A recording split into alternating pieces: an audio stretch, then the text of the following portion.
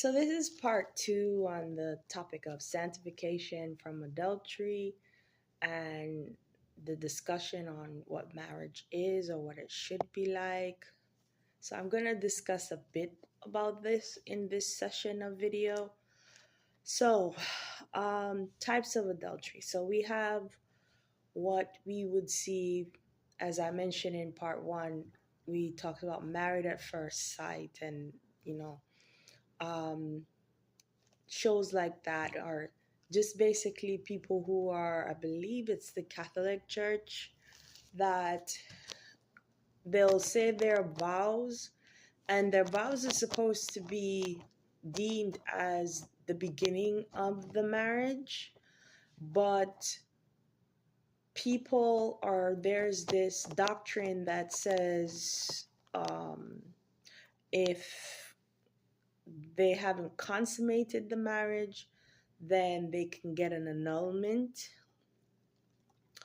Um, I think that um, when I looked into it a bit, it's not that way in Illinois. Like, Illinois focuses on other things rather than the sexual aspect of a marriage.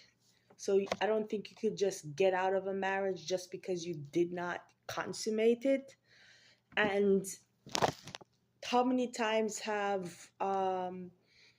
like in the scriptures, the Old Testament, they're espoused to one another, like even in the case of Mary and Joseph, but they never consummated their marriage until must be after Jesus was born, right? And so it still was a marriage. It still was a marriage the whole time. God joined them together. From the moment they're joined together, espoused, whatever word you want to pick for it, they're joined together. They're under God's jurisdiction or in the kingdom of God. They're considered married. Um, from the time David got how many foreskins to get Michal as his wife, from the time he did that, that was a marital contract right there. They didn't consummate the marriage, but Michal became his wife, right?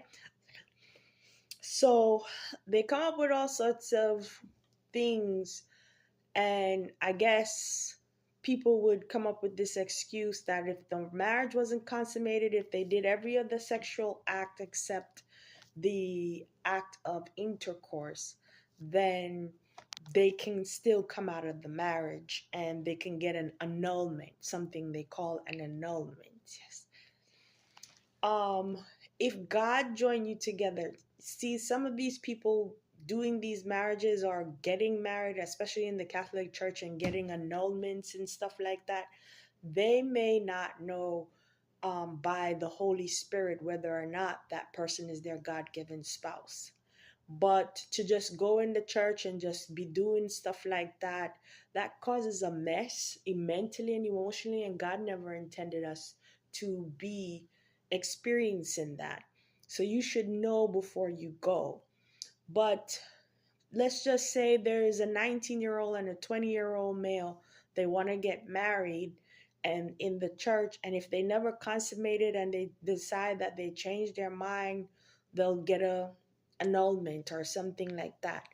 Now they have in I think in the state of Illinois, the annulment can happen if, I guess, if the person was coerced or underage or something to that degree, right?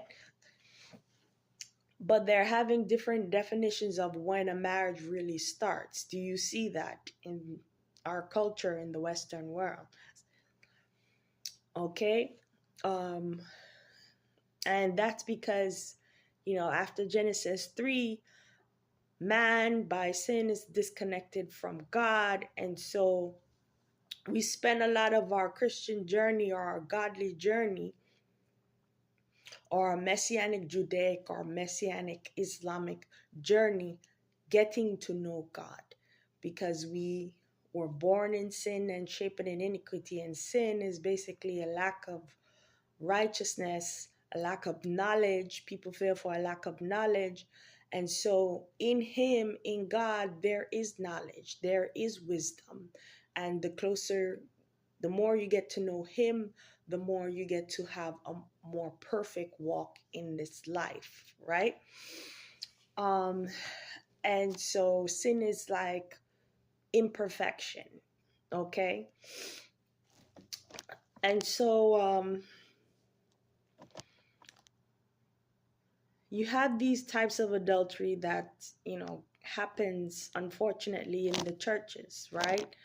And um, another thing I would talk about would be you have teenage pregnancies. Now, that's a hot topic because really they shouldn't be worried about sex at that point in time in their life. Like, if you really are going to go into um, the sexual realm, it should be done in marriage, and marriage really would constitute of you guys having a place for the child, because you got to consider the end product. So I think teenage pregnancies often don't focus on the end product. It often focus on what these teenagers are feeling, and some of them have wizard devices that cause arousals in them. Some of these teenagers don't have that. And so some of them may be experiencing arousals more than they should, or feeling, as they call it, horny more than they should, because they were disrespected as infants in the NICU unit in at some hospital, where they decided to now put all these devices in the infant, some of them in the female genital area, in the male body while they're premature, because when you're a premature baby, you're in there for a long time. And so when the parents are not there, they're putting these devices in them. And they may be saying, oh, that this baby may need this surgery, but they're doing the putting in something that's similar to cochlear implant devices. Or they may be saying, oh, this baby needs this surgery, and then they're taking advantage of that time and putting in their sexual corrupted devices. And they're doing these things, and then you wonder why so many rapists are in the Western world, and you wonder why so many children or young people are sexed out, as they would say, because some of them have devices of Satan and they don't know. Beware of the devices of Satan. Elder Massey preached that. I did not know at the time that he was actually talking about devices of Satan, that the actual devices. I'm thinking it's beware of the strategies of Satan. This is my young mind. Beware of the strategies of Satan, that Satan would try to get against you or try to do against you or whatever. No, they have devices that cause certain men, probably, I'm not, I haven't really heard a man speak on it, but I'll speak for the women. That they would cause unnecessary arousals and whatever, and they're called, it's fake orgasms by this device that they put in the female genitalia area. um and so they're making these people to feel like they should be walking on their vaginas or walking on their penises. That's how focus there are on that, instead of the person experiencing peace in their mind, peace in their body, peace in the classroom, because nobody should be pressuring you to do anything sexually. Some of those children who are pressuring you or peer pressuring you, they have satanist wizard devices in them, satanic devices in them, that move them to say and to do things of that nature. Because God wouldn't want that. You go to school, you're supposed to focus on your work and have peace in your body and peace in your mind. You're supposed to go home go to school, and it all should be a peaceful experience. There shouldn't be any bullying, name calling, none of that. That's all satanic. That's not of God. It's not of God's kingdom. So you have teenage pregnancies. It can happen. I mean, you have them across the world, they're impregnating children who are below the age of adulthood and younger than middle school. And it's weird and it's disrespectful and it's wrong, it's abusive. It should be a crime against humanity, um, because it's disrespecting children and childhood. There's no respect. You're just treating the child as a sex object. Most of those children are scared and would rather run away and play with their toys than to be in some kind of sexual relationship with some old man. That's that's pretty much adultery. That's pedophilia. That's abuse. Actually, you take it to the next level. That's abuse, because God would never want a grown man to dwell with a female child, a 9-year old, in a marital way. Yes, their body is set up for having children or whatever, but they are not fully developed to do that. So you have to think of a child just like you think of a flower bud. Yes, it's a flower, it's going to be a flower that blossoms, but it's not that once it's a bud, it's not the time to be open. You don't touch it, you just water it and take care of it, but you do not touch it. You do not open it. Yes. When you're I think that when you're still 18 or 19 or 21, your brain is still, I believe it's still forming or still developing. So it's like, no, let these children enjoy their childhood, let them develop. Don't be adulterous and just think every hole or every vagina needs to be open because you just desire sex. You need to have self control. Part of being a godly person is self control. And what will make you have self control is the love of God. Because if you have the love of God, you're not going to do that to a child. Moving on to the next thing, because we have some young people, they reach the age of adulthood, they start dating, then because they're still in the realm of boyfriend and girlfriend and dating, um, once they reach the arousal period, some of them consummate what can be a God-given marriage, because God could have joined those young people together. But what may happen, especially in many churches, especially some strict apostolic churches, is that once they feel that the young people, before they have a wedding ceremony and they're pregnant, they may believe that that child is a bastard child and that sin was fornication. They may believe that these are not two married people because they're not seeking God on whether or not God joined these adult young people together. So that kind of causes a rift between the young person that is pregnant and the families and the young man, because they may feel like they failed God because the church may come down on them, and then they may feel like it's not supposed to be a marriage because they did this thing before a wedding ceremony. Now, all they need to do is seek God to know whether or not God joined them together. But what happens a lot of times is that the families may disagree or show their displeasure about what happened, because it happened before a wedding ceremony. And so they may not like each other and they may separate, go separate ways. and then he may go off and marry someone who never got pregnant or is a virgin, or whether or not they're a virgin or not. And just because they had a wedding ceremony, they may believe that God had joined them together when God never joined them together. He already joined. Is There's a possibility that God could have joined him with the young pregnant female that he impregnated.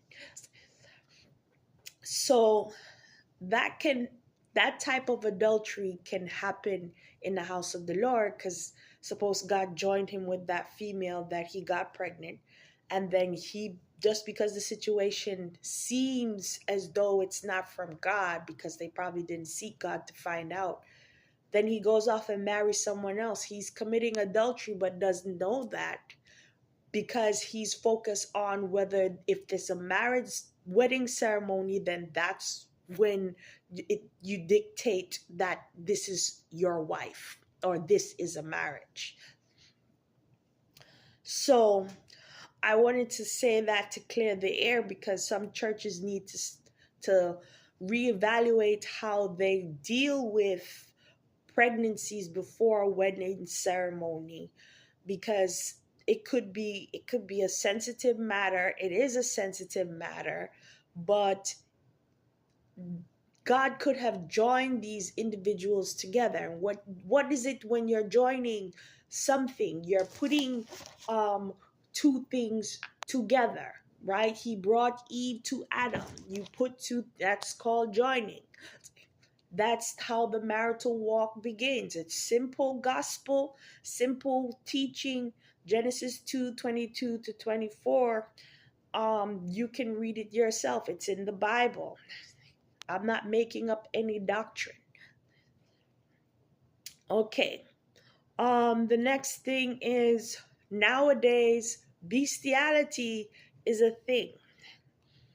And I know the scriptures in the Torah or the Old Testament touches on um not lying before a beast or an animal, or do not lying with a beast or an animal. Obviously that lie, lie, should is basically a word, or should be defined as, you know, obviously no sexual intercourse with that animal.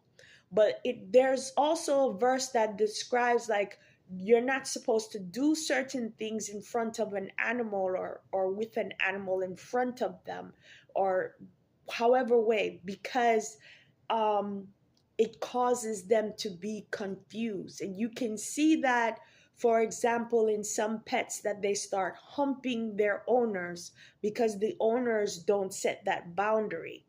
um one of the boundaries that I was able to set when Sasha was alive, she was a Rottweiler, beautiful dog, um is they have this licking thing that they do, and they basically, they feel out things, or they express their emotions with their mouth, right? And you can see certain reactions in their tail, and so they would show some level of affection, even the kittens, when they're just licking. And so Sasha would do this licking, and it was slow and weird, and it's like, no, no, no, no, no, no, no, no, no. So I trained her not to show me that. uh no. So I trained her not to show me that. So the affection boundary or limitation was basically, I can pet her, and then she can come for a petting or whatever it is, or she could come close to me, but you do not need to lick my face or lick my hands or lick my feet. None of that.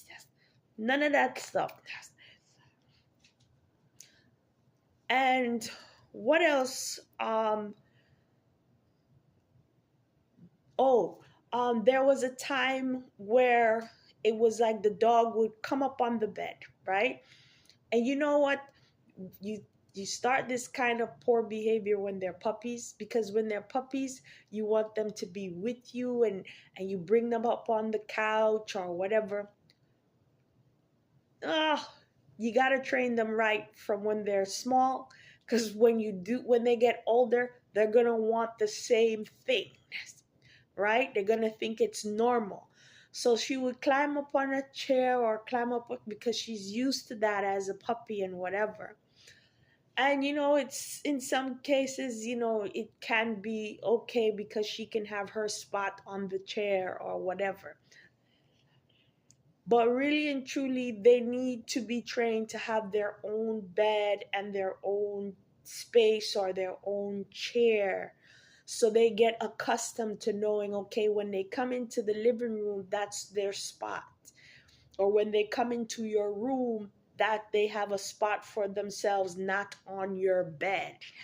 Because when they become huge and they come on your bed, it's like you don't want to be on the top part of the covers, because dogs are dogs, and so and then if they're huge, because Rottweilers can be huge, but you have the Mastiff that's bigger, and other dogs that are the Cane Corso that's bigger.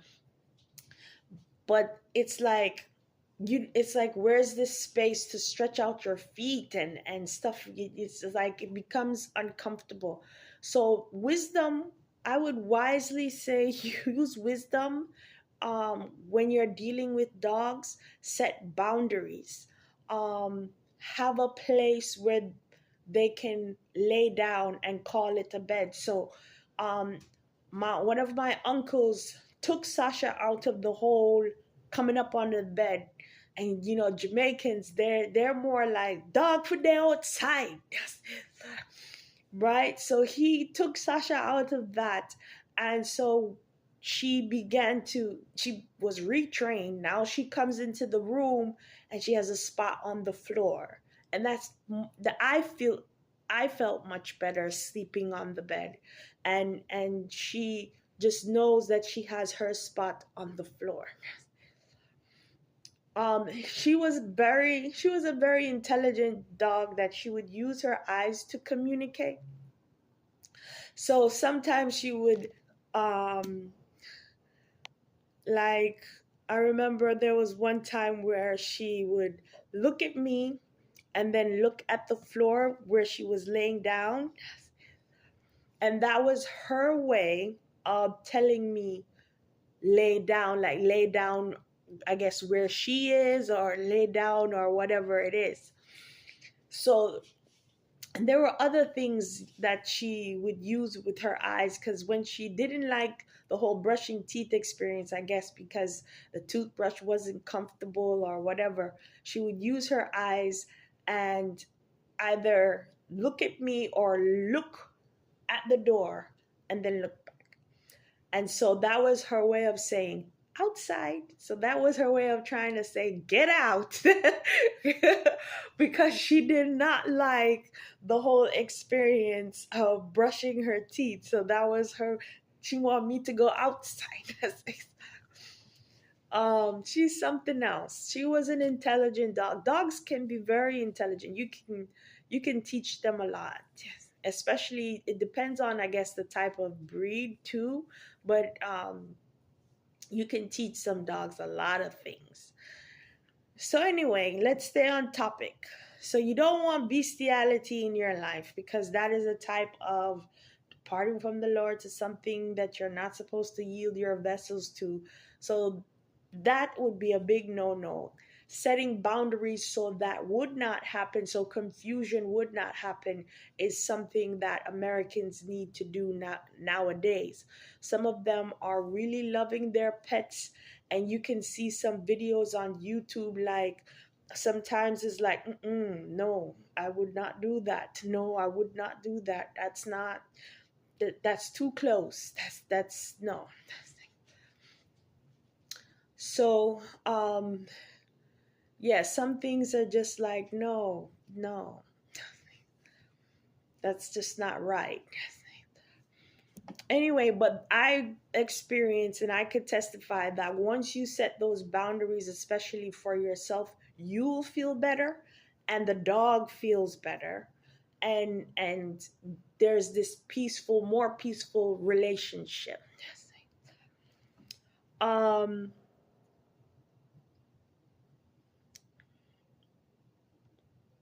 yeah, because the dog will feel better being in his own space.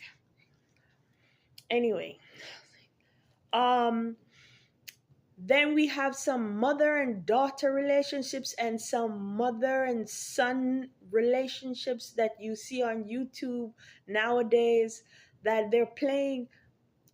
Come on, come on. Like, I'm just gonna give an example. They'll show, like, okay, a mother and daughter doing things together. That's fine. But there are limits and boundaries, between in everything. In everything. I mean, the earth has its bounds.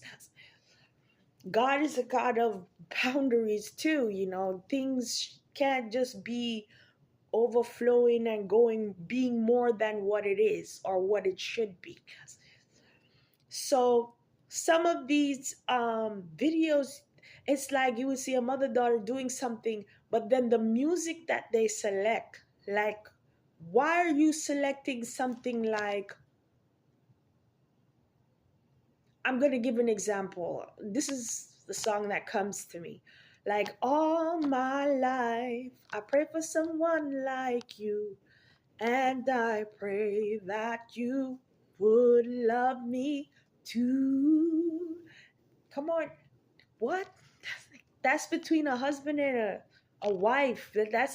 Don't put that song if it's a mother and a daughter video.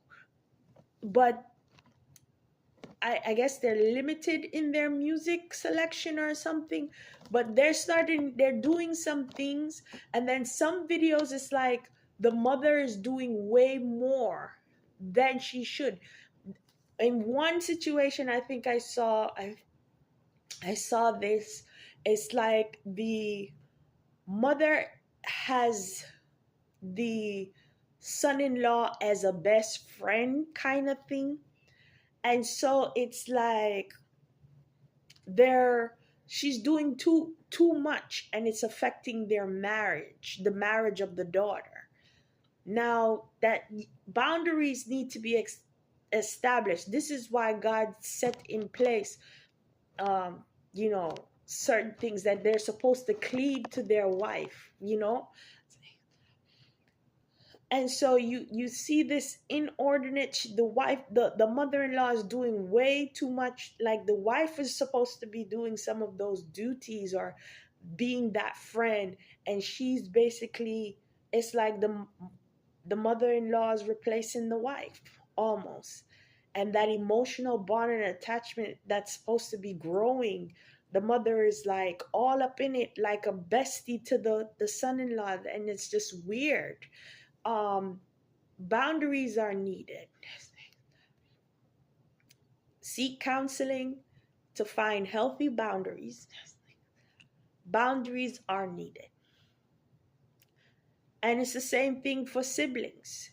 You can have a sibling, but your sibling is not your spouse. Boundaries will be needed. Okay.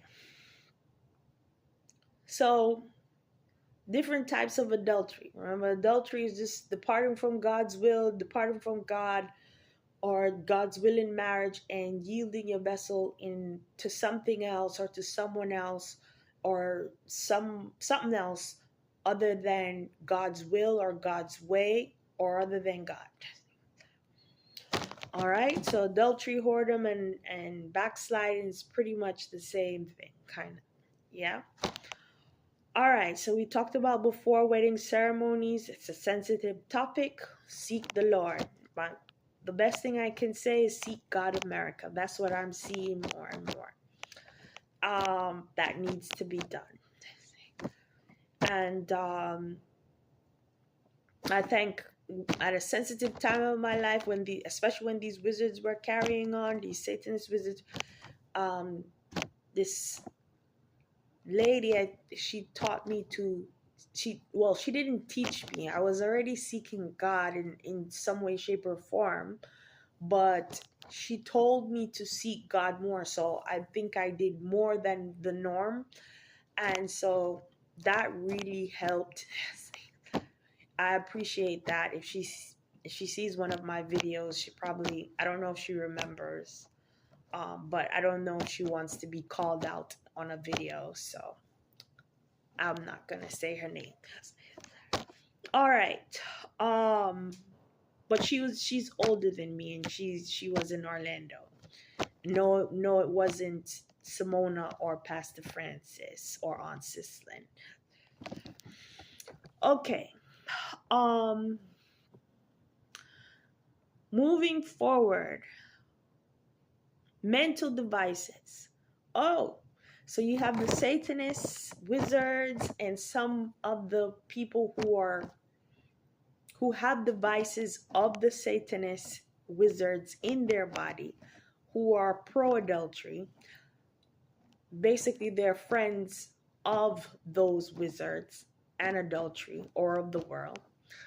They would work with these wizards on the devices, who place devices in the head area, to overwhelm the thoughts, or the in the body, the sensory nervous system.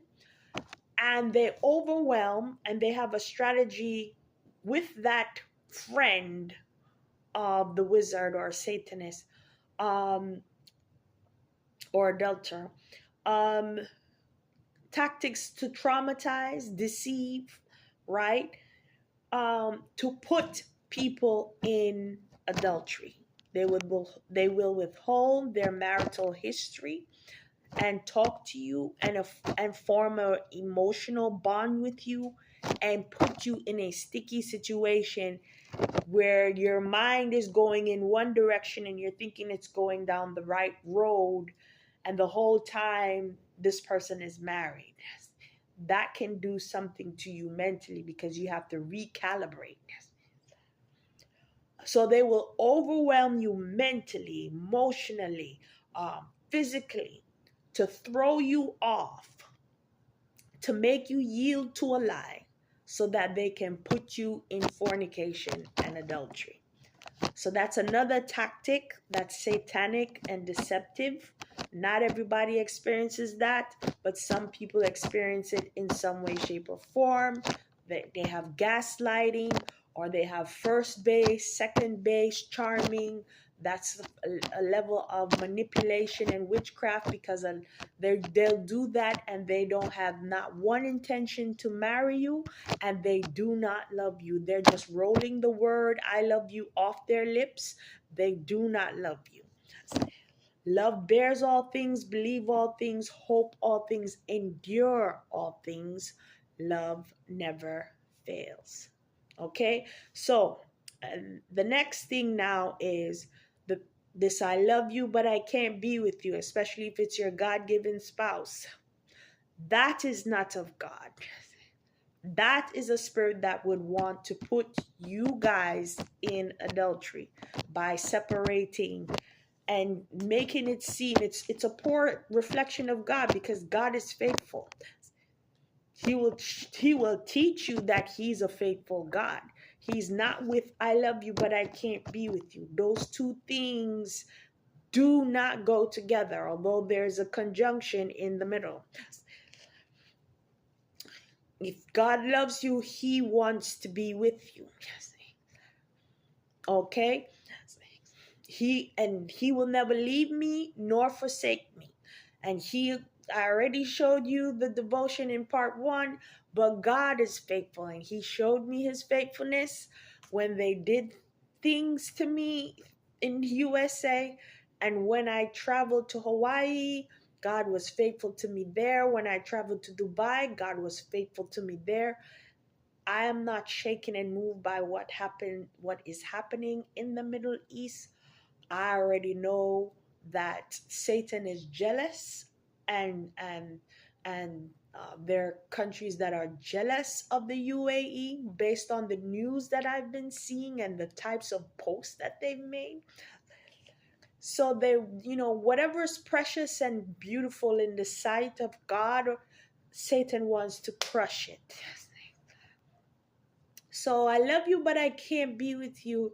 That's supposed to crush you mentally and emotionally, especially if you were in a direction of, I really want to dwell with this person in a marital way. So when I asked God, what should I have done if when Christopher said, I love you, but I can't be with you, I was led to the devotion that touched on a married Christian couple. And they were having a disagreement or some form of contention where it seems as though they both reached their limit with each other, or they felt like the other didn't meet their expectation. And so it's almost as if the marriage is at its wit's end.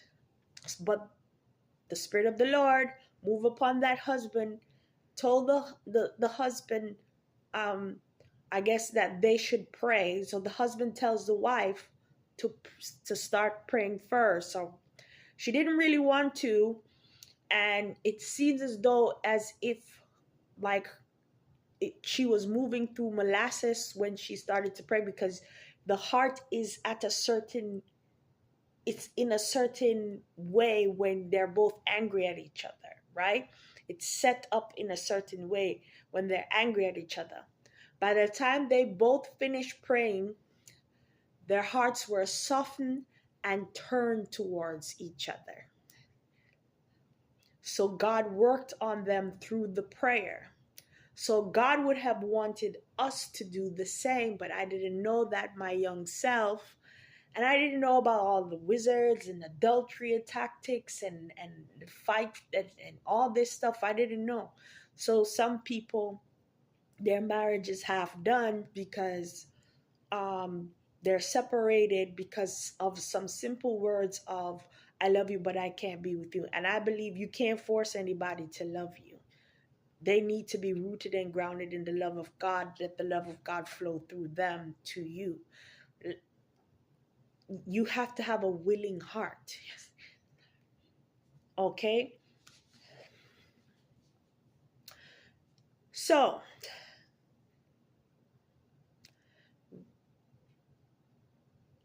I love you, but I can't be with you.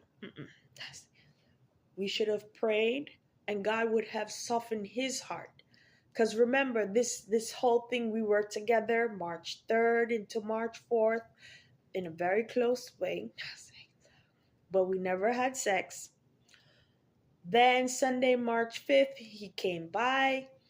We knelt down by the bedside, and this is 2017 I'm talking about. We knelt down by the bedside. We prayed.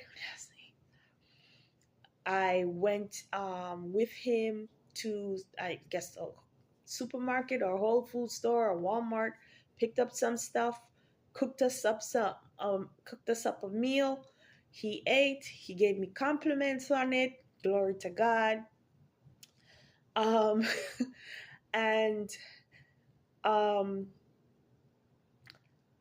we probably exchanged a few words. I had a conversation. It was very peaceful. And then he went back to his house. By the time he went back to his house, I guess he must have discussed it with his mom. Don't know. I didn't get the full story. I just get a phone call saying his mama don't like me.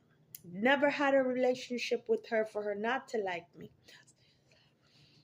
So anyway, and I already discussed in part 1 the spirit behind that her not liking me or whatever it was. And so basically, I didn't go off on him, but I was just asking questions. And I, had like, so why and what is this? But I did not go off on him. I believe the grace of God was with me, because after I prayed with him, and after I prayed, I felt the presence of the Lord. So what I did was I vented to someone who I thought was a friend at the time more. So I gave more of my feelings more to them than to Christopher Delgado over the phone. Because he seemed to be a person like he don't like the Ray and none. He used to, or probably still does. I don't know. I mean, it's about the last, well, 2017. It's about 9 years. Yes. So I don't know if he's the same Christopher Delgado that shuts down, which is not a spirit of God. That's a dumb and deaf spirit. That's like ghosting. So he'll shut down. So anyway, he don't even seem to. I don't even like contention. I don't like drama, and he don't seem to be a person that likes the back and forth, re kind of thing. So, um, the grace of God was with me, so I wouldn't go off on him. So then I kind of accepted it that, we probably would not dwell with each other in a matter of way based on that. Then he comes the Monday, March 6th, he comes by the house and he's insisting. And I sent a text. I must have said, no, you don't have to come by because you already explained and whatever. He insisted on coming by. He insisted, and he came. And one piece of French kissing that I've never experienced in my life. I had to open my eyes to make sure it was Christopher, because I never seen him respond to me like that. And he was saying, I love you repeatedly. It was like he was very passionate and expressing himself. Like, it's like, where did this all come from? So it's like he can reserve himself, a lot of his emotions. He can do that. He probably still is doing that right now, because it's like he would present himself one way, like he's very reserved or constrained or something like that. But he's processing things. So anyway, he was doing that, and I really, in my head, like my emotions, mentally and emotionally, I started to like, there's just something like I was receiving him, and I'm like, this, like, I was just into it too. And I had to stop him from continuing because he came on his break, and I didn't want him to go back to work um, late because he just got this job.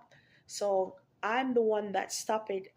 It's not that I would probably want it to stop, but I would prioritize and kind of think, like I don't want, and he just got it, he just got the job. So I didn't want, but anyway, I didn't want him to go back late.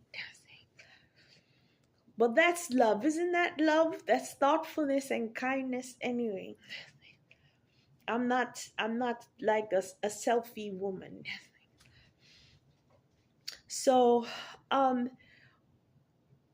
or a big self-centered, it just has to be all about me. Anyway, moving forward, anything that I am that's good is because of God. Subhanallah. So, gloria a Dios. So,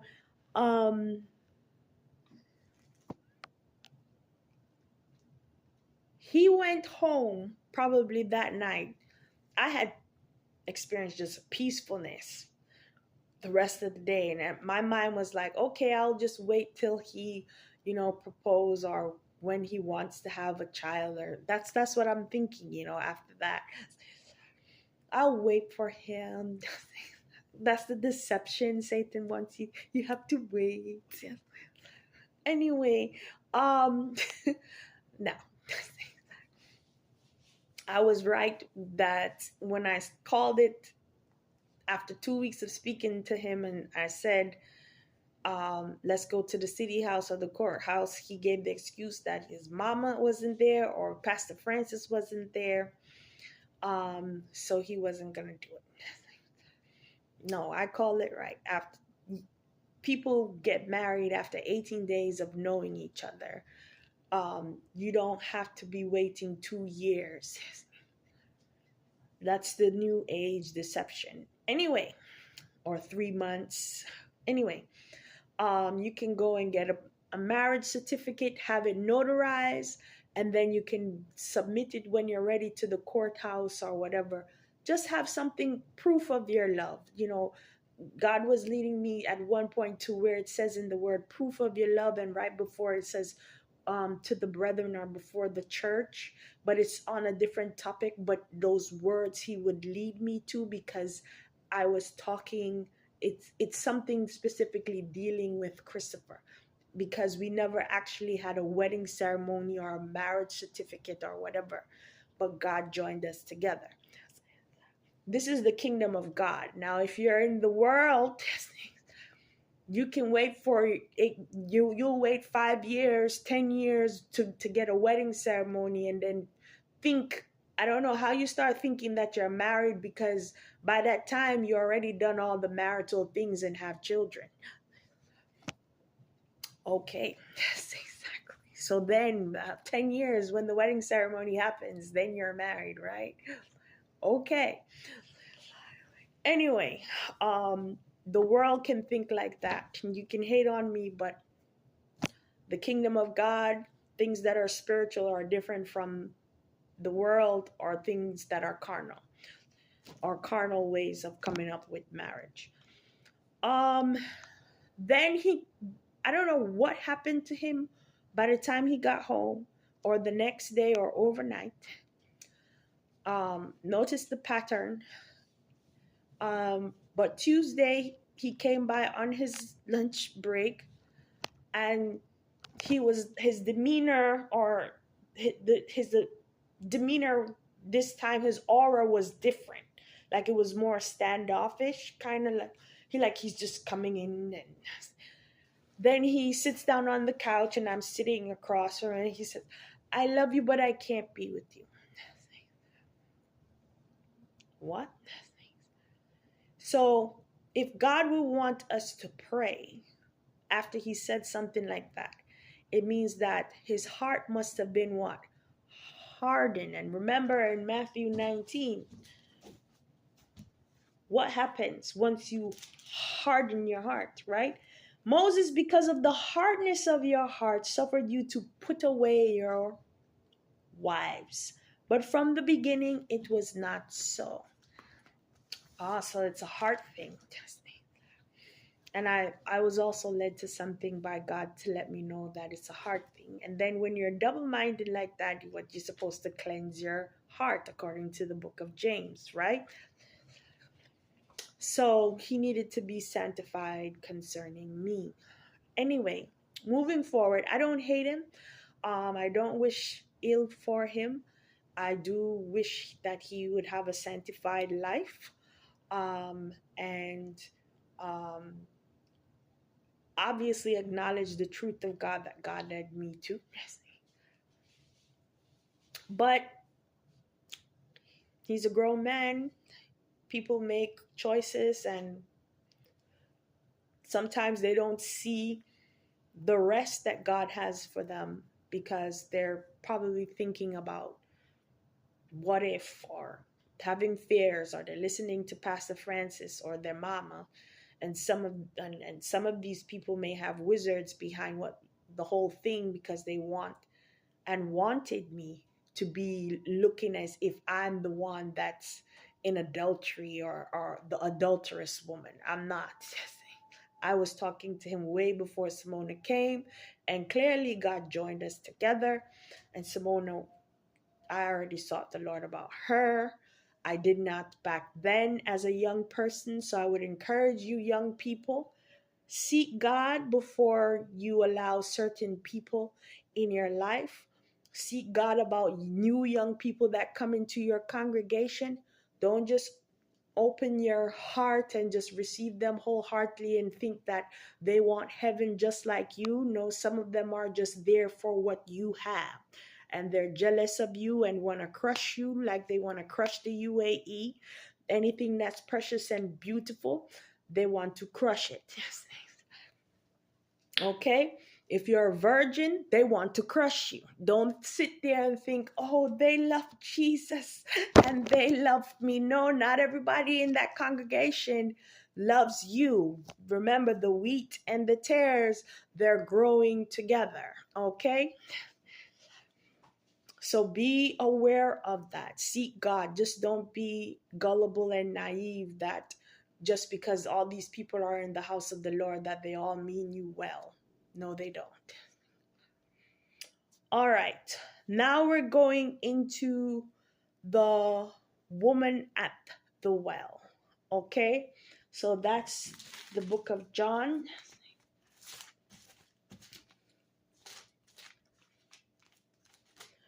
The book of John. And they try to play me like, oh, I'm the woman at the well. No, no, no, no, no.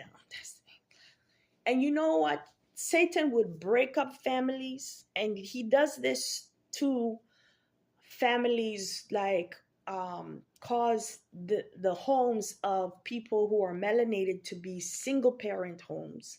So you have a single mom that's often raising children, and then these children don't have an example of marriage. I mean, the example of marriage that I can say that I saw, which I kind of recognize recently, is my aunt and my uncle. She would be laying in the bed doing her puzzles, and he would have the fan on, and he's watching his TV, and they're just dwelling together peacefully most of the time. But I did not have that visual in my own immediate household. Okay. So, and then sometimes based on how the woman was treated, she may be anti-men or a man basher. You never know. Because they're still angry and bitter. And so they may want you to not want marriage and just be a single woman too. Just seek God about these things and get God's word on it so you can have peace and closure concerning the brokenness of your family. Because what tends to happen, like the young girls tend to gravitate to male. It's not that they're seeking fatherly love, but they're seeking some form of, they would like the love of some kind of affirmation or affection or some just being received, because the mom tends to be, regretting that they were with their dad and reject their child in some way, shape, or form indirectly with their statements. And the child feels that negativity and so much mentally and emotionally, just a bunch of gunk. Yes. And so if you have any issues mentally and emotionally, or weight of baggage, get godly counseling. Seek God about a counselor. Not all counselors are going to keep your secret because they're human too. But God equipped certain counselors with knowledge that can help you. Human beings, just go into it, just have an open mind that human beings are humans. They're going to be human. Possibility, some people you confide in, it may never be repeated. Some may tell their husband. At the end of the day, God will deal with them on that.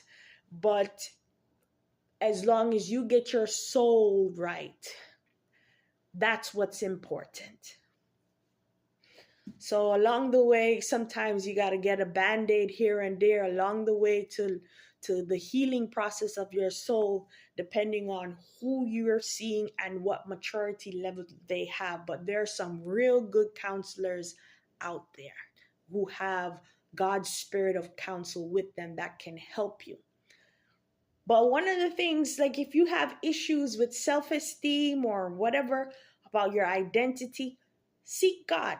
Ask God, God, what do you think of me? I ask God what he thinks of me. And I'm led to where it says noble. And so I have been noble. I have been, yes. I'm not a perfect person, but I have seen myself do that, and he will help me to see who I'm supposed to see myself as.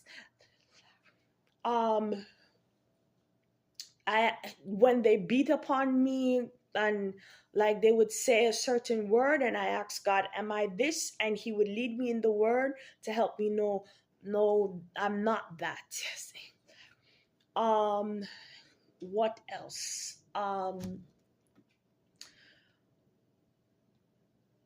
What else? What else? It's like if I got to a point like before, I would be seeking approval of an elder over me, like am I doing this right, because I'm a young person and starting out. But then over a period of time, as you grow up and you grow in the Lord, to just seek the Lord and say, Lord, how do you feel about what I did? And he will lead you and guide you, and you will know. And so that helps to build, he helps to build you once you have that connection with him. And the more you seek him, the more wholesome you can be, the more shalom or peace you feel inside. And shalom means nothing missing. But females who don't have that, and then they tend to gravitate to the men for acceptance, or they dress in a certain way because they want attention, and they're thinking that they need attention from a man. They call them thirsty or thirst traps or whatever it is. And so the woman of the well, they would, she went to the well and there's water, and he talked about whoever drinks the water I give them will never thirst. Now I don't find myself to be a thirsty person because I drink at the well of God's words. You can clearly hear that and know that. And so I'm not thirsty for a compliment from somebody, but if somebody says it, thank you, but I can live without it too. Um, I'm not thirsty for attention from Christopher, um, but it's God's will for him to be with me in a marital way. So I would have appreciated if he was here, especially in 2024, to help and endure some things with me, as love endures some things. But nevertheless, God has been my strength, and my mother was able to show motherly love and help me in a certain way. But you have to also be understanding there are some things that a mother can do that a husband can't do, and there are some things that a husband can do that a mother can't do, and there should be boundaries between that, the different roles, the different types of love, right? Okay, so the woman of the well, let's call it like it is. She said that, wait, she said, no, he said, thou hast well said, I have no husband. So she was a truthful person. For thou hast had 5 husbands. And it doesn't mean that she was adulterous. It could mean that one husband died and she married again, because they did that a lot. Back in the day, there would be one husband, one brother that would die, and they would marry the next brother so that the seed or the inheritance stays within the family or something like that. And he whom thou now hast is not thy husband. Now you can't use that line with me because husband, there's nobody I'm dwelling with now. Okay. And so he who thou now hast is not thy husband, in that saidest thou truly. So you have to have a spirit of truth to recognize truth. You let me say this in another way. We're made to recognize truth. And one of the things that in coming to God, you got to be truthful and honest about yourself before Him and about who you are. And that's who I am. I'll be honest. Or else, I mean, I wouldn't be led to all these truthful answers and get this sanctification and edification and this knowledge if I wasn't truthful or have some kind of brokenness about me, and a broken and a contrite heart God will not despise. So I'm not interested in being delusional, because when you're delusional, you accept a lie instead of the truth. I prefer to accept the reality of the truth no matter how hard it hits me.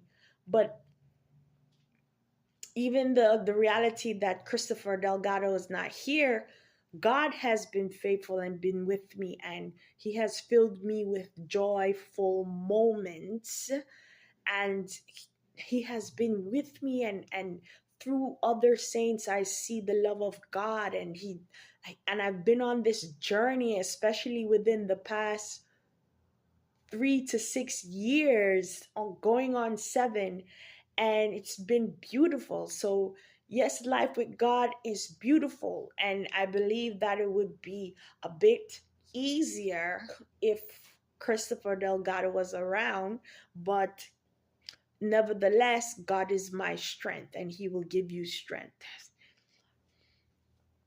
Okay. um so basically, God calls the shots. He's the one that can tell you whether you have a husband or not, right? Whether the person you're with now is your God-given spouse or not your pastor, not your mama, not you. It's the Spirit of the Lord, which is the Spirit of truth. So be 100 before God. Sometimes the truth hurts, but be 100. And so the confirmation I've been receiving recently, especially because they're not too high on the witchcraft or on the wizard devices nowadays, um, has been basically the flow confirms whatever I received in Hawaii. And when I was in Hawaii, I was under the Spirit of the Lord was rich with me. I was pushing myself to be actively in the presence of the Lord, in the house of the Lord, walk about Zion. And so the answers that I would get concerning seeking God, concerning Christopher, is confirmed. And it's just confirmation, and it just all comes together. So I'm not delusional. No, no, no. I was with Chris, so I'm not delusional. Yes, we did get to a point where we were at Disney Epcot, and we went into a ring store and tried on the measuring material for rings to see our ring size. So I'm not delusional. But when I went into a different store and I saw like friendship rings or whatever, he was not wanting that. So anyway, I'm not making it up. um these are things that can edify you. It's to sanctify you and keep you from the spirit of adultery, prevent some things that can lead to the spirit of adultery, um or sensuousness. And um can help you understand marriage and faithfulness. Because one of the things I did ask God, and I'm going to end it on this, is that when I asked God, um, if um, if Chris was to come, yes, like, I guess, how should I treat him? Or because at that time when I asked that question, I think I was a bit upset.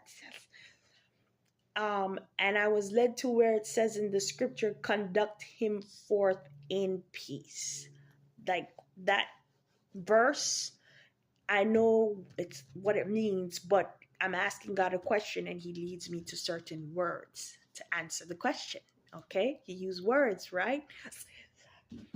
So marriage is supposed to be a continuous state of peace. I learned that, a continuous place of peace and love and whatever. So he knows how to edify me, sanctify me, instruct me. But he's not here. So I'm not going forward to another man, but I'm going forward in God and letting my life be a living testimony and strengthening the young people, because Satan doesn't like the young people being taught. Clearly, you can see in part one. So look into these things, be a Berean, seek God yourself. Seek God yourself, and you'll get confirmation on some things. Okay? Because one thing I notice about Muhammad is that he encouraged, I believe, or the Quran touches on not touching or not staring, or they have that in the Muslim culture. And then the strict Jewish people have a no touching thing going on. And then Paul in 1 Corinthians 7 verse 1 says that, he would not that a man touch a woman, uh, something to that degree. And so it's just all you would see that as you go along. Even when I sought the Lord about certain type of touch with the opposite sex, um, I was led to First Thessalonians 4. So I understood like a verse in there that I understood that, he was not really too interested in that, because you got to bear your vessel in sanctification and honor. And one of the ways that you can bear it is not by not being so physical with men who are, you would consider them a part of the family of God, but they're not your God-given spouse, or they're not a part of your immediate family, or they did not grow up with you. So it's like you don't need to give them that type of physical interaction. You can say, praise the Lord, how you doing? Hello, and God bless you, and that's it. So it would all agree with the spirit of truth. That I see that, and that's pretty much what I'm gonna end it on. So yeah, that's the end of part 2.